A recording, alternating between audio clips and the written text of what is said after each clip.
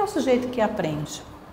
É o sujeito que é capaz de sentir, de perceber, de formar uma imagem mental daquilo que ele percebeu, de simbolizar, né? De conceituar, de agregar tudo que ele conhece sobre aquilo. Por exemplo, se eu perguntar a mesma coisa para cada um que está aqui, para conceituar alguma coisa, cada um vai dar uma conceituação diferenciada.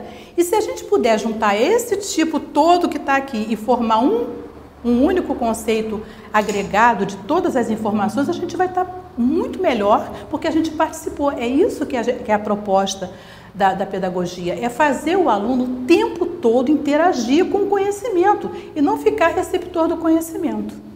Né? Então, assim, quem é o sujeito que aprende é o sujeito que sente, que percebe, que faz tudo isso que a gente já colocou aqui. Ainda tem um detalhe, com o grupo social, o grupo cultural que o cerca. Isso tem uma grande influência, com certeza. Quem é que cerca esse ser, esse sujeito que aprende? Que ambiente é esse que ele está?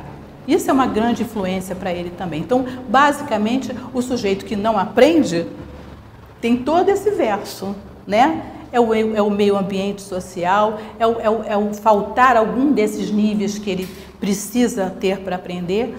Basicamente é isso. Eu tive uma escola que todos os professores reclamavam que os alunos não queriam ficar 4 horas sentados, que não ficavam, que reclamavam e que faziam bagunça e que não sei o que, não prestavam atenção e não copiava e não corrigia. Cada um tinha uma queixa, né?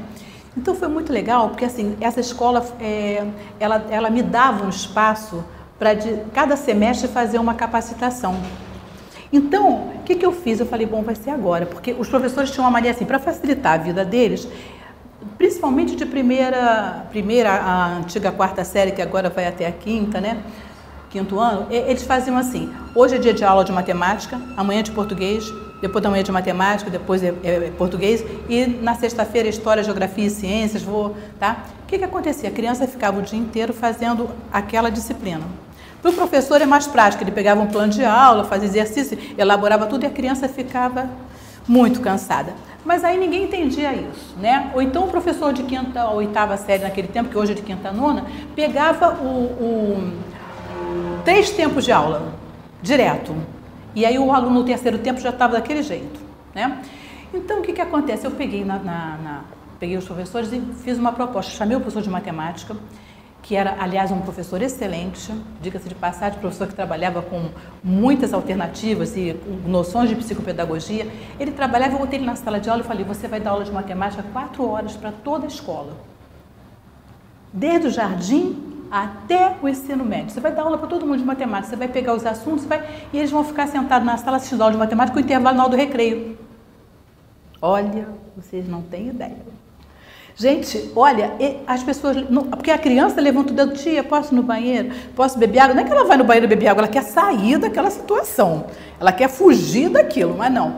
O que acontecia? Eles saíam, eles iam para a cantina, eles batiam papo, eles iam fumar, eles iam fazer qualquer coisa, voltar para a sala se quisessem. E a gente não podia fazer nada porque era professor. Né? Mas não aguentavam ficar sentados. Nenhum deles ficou sentado 4 horas. Depois a gente sentou e avaliou aquilo. Como é que é isso? Você propõe uma coisa que você não é capaz de fazer. Agora vocês imaginem o corpo de uma criança que a psicomotricidade é necessária. Ela tem que se mexer, ela tem que andar, ela tem que levantar. Como é que fica?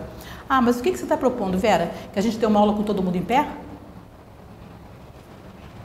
Eu não sei se um grupo pode ficar em pé enquanto o outro fica sentado fazendo uma tarefa de pesquisa, o outro vai fazer uma coisa, mas o importante é você fazer essa dinamização na sala de aula. É não deixar a sala de aula alguém pregado na cadeira com prego, tá? E olhando para o quadro, porque com certeza aquela sala de aula calminha que você vê, o aluno não está ali, está longe, está bem longe. A criança tem uma fase de abstração. E essa abstração dela geralmente fica na fase, quando ela está no 5º ano, no 6º ano, é a fase que ela começa a abstrair. Antes ela é concreto, ela quer tudo que ela puder fazer concretamente, ela vai aprender melhor. Né? Se eu posso não levar essa criança para o mundo, mas eu posso levar para fazer um passeio de forma que ela veja alguma coisa. Quantas crianças não conhecem o que é uma baía, o que é uma ilha no interior, sei lá de onde, e como é que que ela vai ter noção de Bahia, de ilha, de montanha, se ela nunca viu uma montanha, se ela nunca viu uma Bahia? É só porque está escrito em algum lugar, ela não fez o quê? A imagem mental, ela não teve a sensação, ela não teve a percepção, ela não teve a imagem mental daquilo. Como é que ela vai conceituar depois o que é ilha? Ela vai dizer que ilha é uma porção de terra cercada de água por todos os lados, mas ela nunca viu aquilo. Ela pode desenhar, mas ela nunca participou daquilo. Então, quando você pergunta se ela pode aprender provisoriamente. O conhecimento dela só vai ficar se ela puder visualizar, se ela puder concretizar. A fase concreta, ela é bem mais novinha, quando ela começa lá nos primeiros anos do ensino fundamental, ela só passa para abstração mais tarde. Você dá um conhecimento abstrato para uma criança fora de tempo, é perda de tempo mesmo. É porque escola e a família, elas precisam entender que isso tudo é uma coisa só. O que a gente vê muito hoje em dia? É a escola jogando a bola para a família jogando a bola para a escola. Olha, a culpa é sua. Eu te pago para você instruir meu filho. Aí a escola fala assim, eu estou esperando que você eduque seu filho. E fica nessa coisa. E fica alguém ali no meio do caminho muito confortável. Porque ou então, pode ser que essa pessoa fique confortável e diz assim, olha, eles estão brigando, eu estou aqui na minha. Ou então pode dizer assim, poxa, eu sou culpado da minha escola e meu pai e minha mãe não estarem felizes comigo. E aí baixa a estima dessa criança, aí para você recuperar isso é uma barra.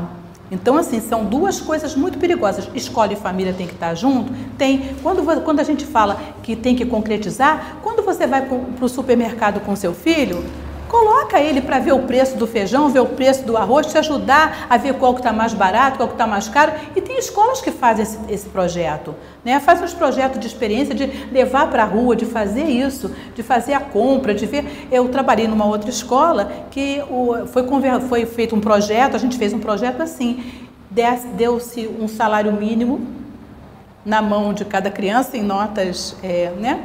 E a criança tinha que fazer as compras da casa, todas as compras. E vamos ver quem economizou, quem não sei o que. Depois sentou todo mundo e viu quanto você gastou. O que você comprou? Botou carrinho demais, botou biscoito demais, outro botou gelé demais, outro botou feijão, botou arroz, botou óleo. Então, assim, houve todo um consenso do que é melhor fazer com o dinheiro. Então, essa situação problema. Você já viu que os problemas da escola, às vezes, estão tão afastados da realidade da criança que a criança não consegue entender o problema? Porque o problema, na realidade, não precisa ter número. O problema não precisa ter conta, o problema bastava ter raciocínio, porque na hora que você começa a ensinar a criança a raciocinar, e isso é a função do fundamental, ensinar a raciocinar, a ler, escrever e raciocinar, é essa a função do fundamental, porque quando ela ensina isso, ele vai lá para o nível mais alto e vai conseguir transferir.